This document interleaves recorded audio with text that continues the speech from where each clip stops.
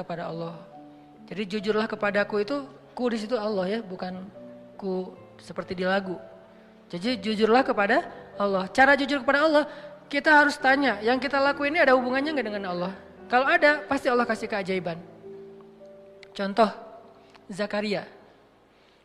Zakaria tuh doa kan panjang kan, lama banget ya. Berdoa dari sejak beliau muda sampai beliau tua. Tapi coba perhatikan kalimat doa Nabi Zakaria ketika beliau sudah tua. Ada dua kalimat, ada di surat Ali Imran, ada di surat Maryam. Kalau di surat Ali Imran, Zakaria berdoa, hunalika da'a Zakaria rabbah, qala rabbi habli min ladunka dzurriyyatan thayyibah, innaka sami'ud du'a. Kalau di surat Maryam, wa inni khiftul mawaliya min warai wa kanat imraati aqira fahab li min ladunka waliya yarithuni wa yarithu min ali yaqub waj'alhu rabbi radiyya. Apa rahasia di antara dua kalimat ini? Kenapa Nabi Zakaria berdoa panjang dalam hidupnya belum Allah kabulkan? Bukan tidak, belum. Kenapa pas habis doa ini langsung Allah kabulkan? Langsung Allah bilang, fanadathul malaikah. Kalau di surat Maryam, ya Zakaria, langsung Allah panggil. Kenapa cepat dikabulkan? Karena di dua doa ini Nabi Zakaria udah mulai mengkonekkan antara keinginannya dengan Allah. Kalau di surat Ali Imran, Nabi Zakaria ngelihat Maryam yang dapat makanan dari langit. Aduh, ini anak soleha banget. Dicinta banget sama Allah, sampai segitu-segitunya Allah memperlakukan anak kecil ini. Anak SD duduk di sebuah ruangan kecil, mihrab namanya. Terus lapar, Allah yang ngasih makan. Dia belum berdoa, dia lapar doang, Allah langsung datangkan makanan. Dan yang bawa makanan apa? Bukan gosen, malaikat. Dibawa gosen aja bikin kita nyaman kan ya. Males keluar, udah aja gosen kan murah ya, tinggal klik. Kalau misalnya nggak ada saldonya ya bayar cash lah ya. Mudah banget, 10 menit datang gitu. Ini lebih dahsyat daripada gosen, malaikat yang datang. Dan makanannya masih hangat, terjamin nggak ada sama sekali penyakit di dalamnya. Dibawa oleh malaikat, dihidangkan depan Maryam, malaikat balik, Nabi Zakaria masuk. Kata Nabi Zakaria, ya Maryam, anna laki hadza? Kamu dapat dari mana makanan ini? Kan paman belum kirim kan? Ini baru paman bawa. Kata Maryam, huwa min indillah, Allah yang kirim. Anak SD ngomong gitu. Ada nggak anak SD sekarang? Dek, dapat dari mana? Allah yang kirim, Om. Wah, itu soleha banget kan? Tingkat dewa tuh luar biasa. Allah yang kirim. Ya memang nggak ada lagi. Emang adanya cuma di zaman itu. Maryam sampai bilang dari Allah, paman. Allah yang kirim. Dan Allah bukan hanya ngomong Allah yang kirim, sampai ceramahin Zakaria. Innallaha yarzuqu may yasha'u bighairi hisab. Allah itu paman, kalau ngasih rezeki itu nggak bisa dihitung-hitung loh. Bin haitsu la yahtasib. Oh iya ya. Jadi Zakaria dapat taklim dari Maryam. Cuma nanya satu hal tapi dapat ilmu lebih dari yang dia tanya. Ya Maryam, anna laki hadza? Kamu dapat dari mana Maryam? Huwa min indillah. Innallaha yarzuqu may yasha' bighairi hisab. Ini dari Allah, Allah yang kirim. Allah itu memberi rezeki kepada hambanya. Dan Allah kalau udah ngasih rezeki gak bisa ditebak-tebak dari mana caranya. Itu kata-kata Maryam. Kagum Zakaria. Duh, pengen banget punya anak sesoleha ini. Kan berarti ada hubungannya dengan Allah. Sesoleha ini, soleh. Baru hunalika, saat itu juga di sana Zakaria berdoa, Rabbi habli min ladunka dzurriyyatan thayyibah. Kayak gitu ya Allah, saya pengen kayak gitu. Langsung Allah kirim malaikat, katakan ke Zakaria dia akan punya anak persis kayak Maryam, tapi namanya jenis kelaminnya laki-laki, namanya Yahya. Kalau di surat Maryam, apa doa Zakaria? Wa inni khiftul mawali min warai wa kanat imraati aqira. Ya Allah, dakwah saya nanti siapa yang akan meneruskan kalau saya nggak punya anak? Itu intinya. Jadi pengen punya anak bukan sekedar pengen lucu-lucuan, pengen ada qurrata ayun, penyejuk hati apa, pengen bangga-banggaan anak saya sarjana, anak saya apa segala macam. Bukan, pengen punya anak karena pengen ada yang nerusin dakwah beliau. Karena ada hubungannya dengan Allah kan? Berarti melibatkan Allah dalam permintaannya. Wa inni khiftul mawali wa kanat imraati aqira fahab li min ladunka waliya. Bukan walada, bukan waliyan. Apa beda waladan dengan waliyan? Waladan cuma anak, waliyan penerus. Beri saya seorang anak yang meneruskan perjuangan saya, dakwah saya, pengajaran saya, taklim saya di Masjidil Aqsa. Yarithuni, tuh ada lagi kalimat penjelasnya. Yarithuni wa yarithu min ali Yaqub waj'alhu rabbi radiyya. Yang mewarisi perjuangan aku, mewarisi perjuangan dari keturunan Yakub dengan keturunan yang luar biasa, orang-orang soleh semua. Maka jadikan dia anak yang Engkau ridhai ya Allah. Langsung Allah ketika dengar kalimat ini, ya Zakaria, langsung dipanggil sama Allah. Itu cara kalau kita pengen dapat kejutan dari Allah. Libatkan Allah dengan niat. Caranya, coba cari apa hubungannya antara maunya kita dengan Allah. Antara proyek kita dengan Allah. Antara usaha kita dengan Allah. Antara permintaan kita, life goals kita dengan Allah. Kalau nggak ada hubungannya, kita disuruh jalan sendiri. Tapi kalau ada hubungannya, Allah akan support kita. Ya Zakaria, langsung Allah panggil. Inna nubashiruka bi ghulam. Bahagialah wahai Zakaria, berbahagialah, kamu akan punya anak. Ismuhu Yahya, lam naj'al lahu min qablu samiyya.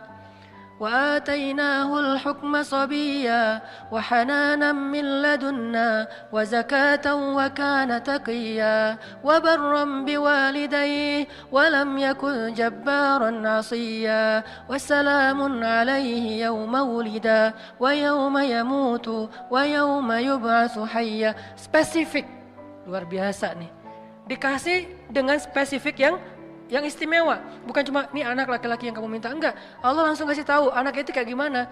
Anaknya cerdas, anaknya soleh, anaknya terjaga, anaknya nggak pernah nggak pernah emosian, anaknya nggak pernah baperan, nggak pernah durhaka, nggak gini. Baik banget. Kalau di surat Ali Imran dia siddiqan wa hasuran wa nabiyan, musaddiqan wa hasuran wa nabiyan, anak yang meneruskan perjuangan dakwah, anak yang hasur, menjaga kehormatan, anak yang nabiyan, menyampaikan kebenaran. Ini luar biasa. Kenapa? Karena Zakaria mengaitkan keinginannya dengan Allah. Jadi kalau kita punya satu keinginan, punya satu, bahkan mungkin bukan hope, tapi wish, sesuatu yang kadang-kadang kayak gak kebayang kita bisa gak sih?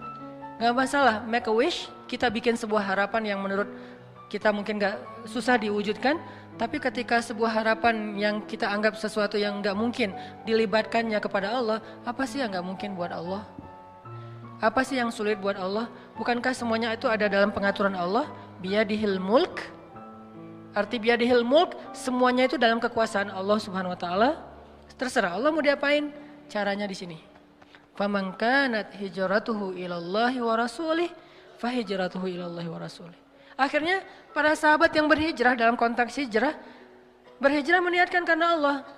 Contohnya, misalnya ada yang berhijrah seorang diri, seperti Suhaib Ar-Rumi, banyak sahabat yang hijrah seorang diri. Beda sama Umar ya. Kalau Umar kan hijrahnya posting ya. Sebelum hijrah posting dulu. Captionnya, ahli Mekah, orang-orang Mekah. Dia mention satu persatu. @Abu Jahal, @Abu Sufyan, satu-satu di mention sama Umar. Terus terakhir pakai hashtag ahli Makkah, ya ahla Makkah, ya ma'syara Quraisy, ya Aba Jahal, ya Abu Sufyan, ya banyak banget. Ya itu kan ya, bahasa Arabnya ya, bahasa Instagramnya . Setelah dimention satu-satu dia bilang apa? Fa'lamu anni muhajir, ketahuilah kalian gua pengen hijrah. Hijrahnya tuh dikapitalin lagi tuh, gede tulisannya biar orang tahu kalau dia mau hijrah. Terus di bold, saya mau hijrah. Siapa yang pengen istrinya jadi janda, anaknya jadi yatim, tunggu saya di balik bukit itu. Ditunjukin Sherlock bukit mana yang disuruh tungguin. Saking spesifiknya Umar bin Khattab, nggak ada yang berani nungguin Umar. Tapi pertanyaan saya, ini mungkin pertanyaan penasaran, kenapa Nabi nggak hijrah bareng Umar aja kalau kayak gitu? Kan hijrah bareng Umar aman banget kan ya? Kata Umar, orang Mekah, gua mau hijrah bareng Rasulullah, ada yang berani nungguin nggak? Siapa yang mau istrinya jadi janda, anaknya jadi yatim, tunggu kami, saya dan Rasulullah di belakang bukit. Kan aman tuh hijrahnya. Kenapa Nabi nggak hijrah bareng Umar aja sih, biar gampang, nggak ada adegan Surakoh, nggak ada adegan sembunyi dalam gua Thur, nggak ada adegan diikat talinya oleh anaknya Abu Bakar, Asma binti Abu Bakar. Kan nggak ada adegan-adegan yang sulit. Nggak ada adegan Ali harus tidur di tempat tidurnya Nabi. Kenapa? Hijrahnya dikawal sama Umar bareng dengan Hamzah, dua petarung Mekah yang disegani, nggak ada yang berani sama dua orang ini nih. Di depan Umar, di belakang Hamzah. Siapa yang berani mencegat sebuah karavan manusia yang di depannya Umar, belakangnya Hamzah? Nggak ada yang berani. Buktinya pas di Mekah mereka lagi demo, kan mereka pernah demo di Mekah. Awal-awal Umar masuk Islam dengan Hamzah kan demo kan. Langsung demonya apa? Demonya dengan keluar dan mengatakan La ilaha illallah Muhammadar Rasulullah, La ilaha illallah Muhammadar Rasulullah, keliling Mekah, keliling Ka'bah. Demo rame-rame. Di depannya Umar, di belakangnya Hamzah. Kata Abu Jahal, kalau orang yang seperti ini, kalau demo seperti ini, nggak ada yang berani mendekat. Di depannya Umar, di belakangnya Hamzah. Kalau enggak, bakalan habis tuh. Kenapa Nabi nggak hijrah dengan cara kayak gitu aja?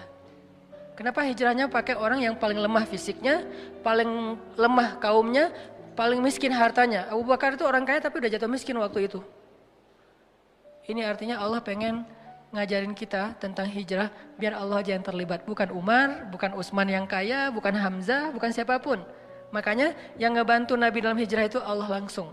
La tahzan innallaha ma'ana, bukan inna Umara ma'ana, inna Hamzah ma'ana, inna Utsman ma'ana, inna qaumana ma'ana, bukan.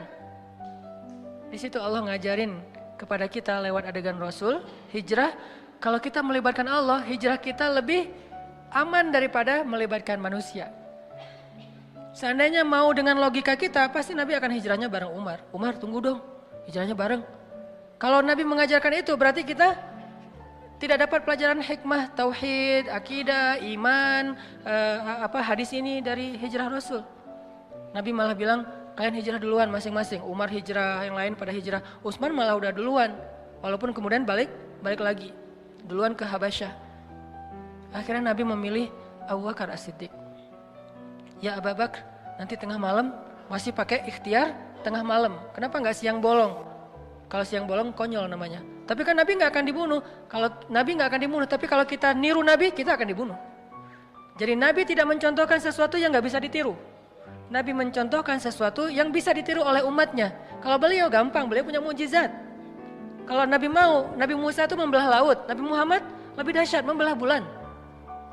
Lebih dahsyat daripada Musa. Musa belah laut, Muhammad membelah bulan.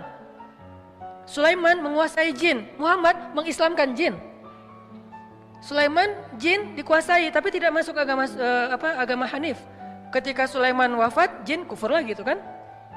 Tapi Muhammad mengislamkan jin. Lebih dahsyat, semua mukjizat para nabi terkumpul kepada Rasulullah SAW. Jadi kalau Nabi mau, nggak usah pikir strategi lah apa segala macam. Kenapa pengen hijrahnya ke Madinah tapi malah jalannya menjauh dari Madinah ke Gua Thur? Malah sembunyi di sebuah lubang kecil. Kenapa nggak terang-terangan aja kayak Umar? Karena kalau Nabi melakukan itu, lalu kita meniru, kita akan mati konyol. Karena kita nggak punya mukjizat. Sehingga Nabi mencontohkan sesuatu yang bisa kita tiru sebagai manusia biasa. Beliau nggak egois, gue kan punya mujizat, ngapain sih gentar-gentar takut-takut amat, udah biasa aja kali, ntar Allah juga pasti nolong. Gak mungkin Allah membiarkan nabinya dicelakai oleh musuh-musuhnya. Ya, tapi umatnya, sehingga Nabi contohkan, kalau saya contohkan ke gini, kasihan umat saya, nanti gak bisa niru. Kalau mereka tiru yang ini, habis mereka. Sehingga saya contohkan sesuatu yang kalau mereka tiru, mereka aman. Caranya berstrategi lah, caranya pakai taktik, caranya bersiasat, dan seterusnya dan seterusnya. Dipilih Abu Bakar. Tapi kalau pakai Umar, nggak ada pelajaran akidah. Makanya Nabi memberi banyak pelajaran dalam hijrah. Hijrah dengan Abu Bakar. Ketika ada masalah, Abu Bakar bilang, ya Rasulullah, kalau mereka ngelihat ke arah kaki mereka, itu kan bukan gua lebih tepatnya, kayak lubang gitu. Nabi dengan Abu Bakar sembunyi di dalamnya, orang-orang pembunuh bayaran, para hunters, dan di antara mereka itu ada legend, yaitu Surakoh. Paling legend lah dalam membaca jejak. Dia tuh udah terkenal banget. Nggak mungkin lolos dari Surakoh itu susah banget. Dia bisa ngelihat jejak onta udah berapa lama, hangat atau udah dingin. ini udah kering atau tidak bekas kakinya onta. Terus di atas onta itu perempuan atau laki-laki, anak kecil atau orang dewasa, meronta-ronta atau normal. Sampai tahu sedetail itu Suraqah. Mereka membaca jejak. Kemana arah mereka ketahuan lah. Padahal Nabi itu udah pakai banyak strategi. Caranya Nabi lewat, terus lewat anaknya Abu Bakar dengan pembantunya Abu Bakar untuk nutupin jejak Nabi pakai ternak-ternak. Ketahuan juga tetap, namanya juga Suraqah. Udah berdiri depan gua, Suraqah and the gang. Nabi di dalam sembunyi. Apakah Nabi takut? Sama sekali tidak. Nabi waktu itu sama sekali tidak bersembunyi karena takut. Lagi ngajarin kita cara sembunyi. Kalau Nabi mau, Nabi tinggal keluar. Ada apaan sih? Bisa, gampang buat Nabi. Lo mau gua doain? Kan gak berani mereka. Nabi belum angkat tangan udah pada stroke semuanya tuh. Kalau Nabi mau kan, tapi Nabi lagi ngajarin kita teman-teman. Jadi adegan sirah adalah pelajaran buat kita, bukan apa yang Nabi rasakan. Nabi gak takut sama sekali. Sekelas Nabi gak mungkin takut lah, sang pemberani banget. Tapi Nabi pengen ngajarin kita, sembunyi di dalam. Abu Bakar resah, bingung nih, mana nih kalau mereka ngeliat ke atas, ke bawah. Mereka udah ngeliat ke atas bukit gak ada, ngeliat ke kanan gak ada, ngeliat ke kiri gak ada, ngeliat ke belakang gak ada. Cuman satu lagi yang gak dilihat ke bawah. Allah tahan pandangan mereka untuk ngeliat ke bawah. Ini cara Allah nolong mereka. Walaupun sebagian ulama bilang ada sarang laba-laba dan merpati, tapi sebagian besar ulama mengatakan tidak. Ini masih perdebatan lah ya, Allahu alam. Yang jelas, yang pasti di antara mereka sepakat, Allah memalingkan mata mereka dari melihat ke bawah. Sehingga Abu Bakar bilang, ya Rasulullah, kalau mereka ngelihat kita ke bawah pasti ketahuan. Terus ntar kita gimana ngelawan mereka? Kita nggak bawa senjata, berdua pula. Mereka ada lebih dari 20 orang dan semuanya itu petarung. Nabi mengatakan, ya Abu Bakar, ma zannuka bisnain? Ya Abu Bakar, kenapa kamu pikir kita cuma berdua? Ini melibatkan Allah. Ini di sini nih. Kenapa kamu pikir kita cuma berdua, Abu Bakar? In Allahu tsalisuhuma. Allah yang ketiga. Jadi kalau kita berdua, mungkin kita perlu khawatir. Tapi kalau kita bertiga, la tahzan, innallaha ma'ana. Enggak usah khawatir Abu Bakar, Allah bersama kita. Abu Bakar orang soleh, digituin, ya langsung tenang. Kalau Abu Bakar bilang tapi, pasti ketahuan tuh. Karena kalau kita berburuk sangka kepada Allah, maka Allah tergantung prasangka hambanya. Berhubung Abu Bakar ini as-siddiq, orang yang selalu membenarkan, gak pernah protes, gak pernah membantah, maka ketika Nabi bilang la tahzan innallaha ma'ana, Abu Bakar langsung tenang. Langsung, oh ya innallaha ma'ana, innallaha ma'ana. Ya udah tenang aja. Mau tidur dulu Rasul? Santai. Mereka akhirnya gak ngeliat ke bawah, udah pergi aja. Udah pergi, tinggal berdua. Besok keluar, melanjutin perjalanan, ketahuan lagi sama Suraqah. Karena mereka gak mau nyerah. 2 hari mereka tungguin. Gak mungkin Muhammad pergi. Karena aku udah baca beberapa tempat jalan keluar dari Mekah itu gak ada jejak mereka. Pasti mereka ada di sini. Suraqah punya feeling. Instingnya tuh bagus. Belum keluar Muhammad, belum keluar. Dia cari siang malam. Ketahuan juga pas hari Nabi keluar Mekah. Dari kejauhan Suraqah ngelihat. Pas Suraqah ngelihat, dikejar oleh Suraqah, kan Nabi udah bilang innallaha ma'ana, Allah bersama kita, biar Allah aja yang beresin Suraqah, nggak usah kita jalan aja santai. Abu Bakar jalan, nggak usah dipercepat langkahnya. Sampai Nabi bahkan nggak mempercepat langkahnya loh, dikejar sama Suraqah dengan ontanya yang cepat, Nabi santai aja. Kenapa? Biar Allah aja yang beresin dia.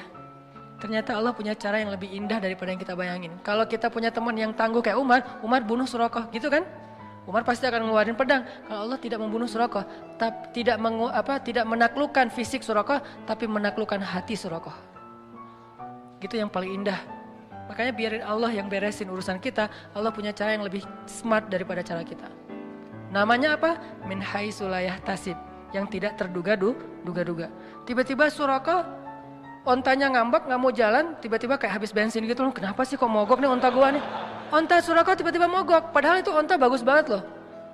4000 cc kali ya, cepet banget ya. Kenapa mogok? Onta bagus, baru juga, malah STNK-nya juga, BPKB-nya juga belum jadi gitu. Kok udah mau mogok?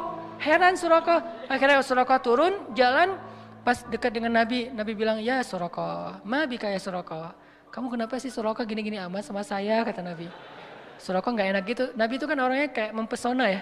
Kalau Nabi udah menatap, orang lihat, aduh kegeeran. Nabi itu keren banget loh. Bukan dalam arti negatif ya, dalam arti gak enak. Orang segan sama Nabi itu segan banget. Kalau ngeliat wajah Nabi langsung yang marah gak jadi marah. Saking sempurnanya akhlak Nabi SAW. Jadi kalau Yusuf sempurna fisiknya, Nabi sempurna akhlaknya. Yusuf mempesona fisiknya, Nabi mempesona akhlaknya. Jadi kalau ada cewek ke Yusuf kelepek-kelepek, ke Nabi kelepek-kelepeknya jadi masuk Islam. Siapa? Sofia. Jadi kalau di zaman Yusuf ada istri Al-Aziz, kelepek-kelepek sama Yusuf sampai digoda berbuat dosa. Kalau Nabi, kelepek-kelepek bukan digoda buat dosa, jadi taat. Itu kan keren banget ya. Gara-gara dekat sama Nabi yang tadi benci banget, kata Sofia, tidak ada orang yang lebih saya benci di muka bumi daripada Muhammad. Tiba-tiba setelah beberapa saat Nabi ngomong, terkesima dengan kata-kata Nabi, santun banget, pemilihan diksinya tuh tepat banget. Sampai kemudian dia bilang, tidak ada orang yang lebih saya cintai di muka dunia daripada Muhammad. Dari benci banget, jadi cinta banget.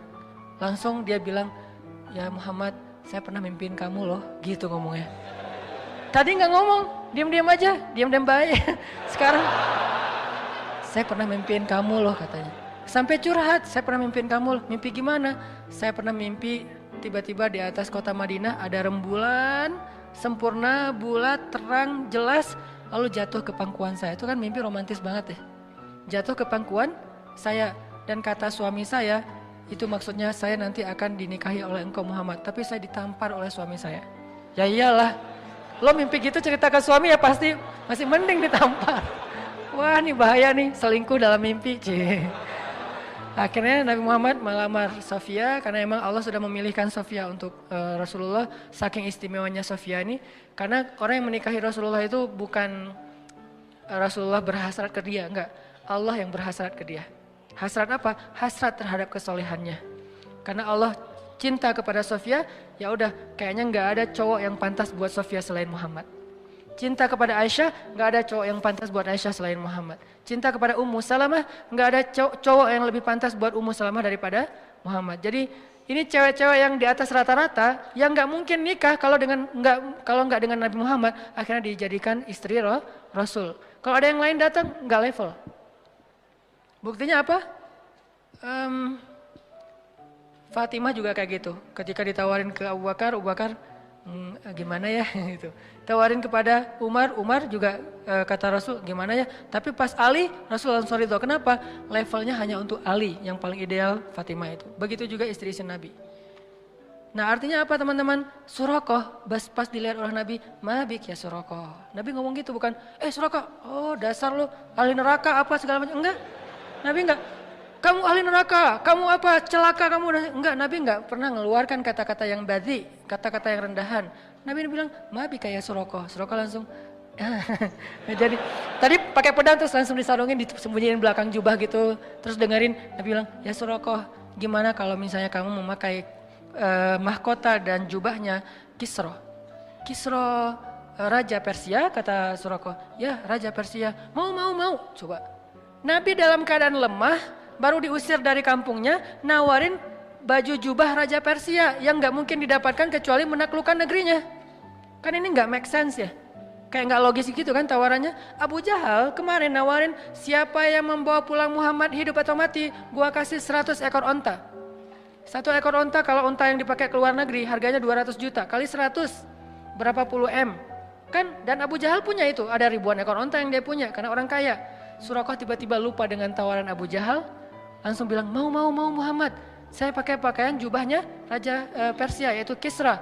Kalau gitu caranya halangilah orang yang pengen mengejar kami. Oke, saya akan halangi. Apalagi Muhammad, apa yang bisa saya lakukan? Perlu saya dampingin?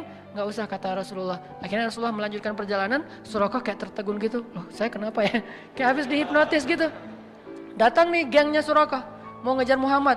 Surakoh, barengan, kita pengen share ini nanti onta. Kata Surakoh, teman-teman, saya udah meriksa semua daerah sini dan kalian tahu saya yang paling jago membaca jejak dan onta saya yang 4000 cc, kalian cuma 1500. Artinya paling cepat gitu. Saya nggak menemukan Muhammad. Pulanglah cari tempat lain. Mereka kan nggak bisa bantah kalau Surakoh kan senior gitu kan, daripada antar dikerjain. Akhirnya ya udah balik aja. Nabi bisa selamat hanya berjalan berdua dengan Abu Bakar As-Siddiq. Kenapa? Melibatkan Allah thalithuhuma. Ma zannuka bisnain ya Abu Bakar. Kenapa kamu pikir kita cuma berdua Abu Bakar? Allahu thalithuhuma. Allah yang ketiga. Bisa nggak sih kita dalam hidup tuh bilang ke istri, ma zannuki isnain? kenapa mama bilang kita cuma berdua, mah kan ada Allah yang ketiga di antara kita, kan itu luar biasa ya. Atau istrinya yang ketika suaminya galau, mulai agak khawatir nih gimana ya, ini gimana ya dalam pekerjaannya, istrinya bilang,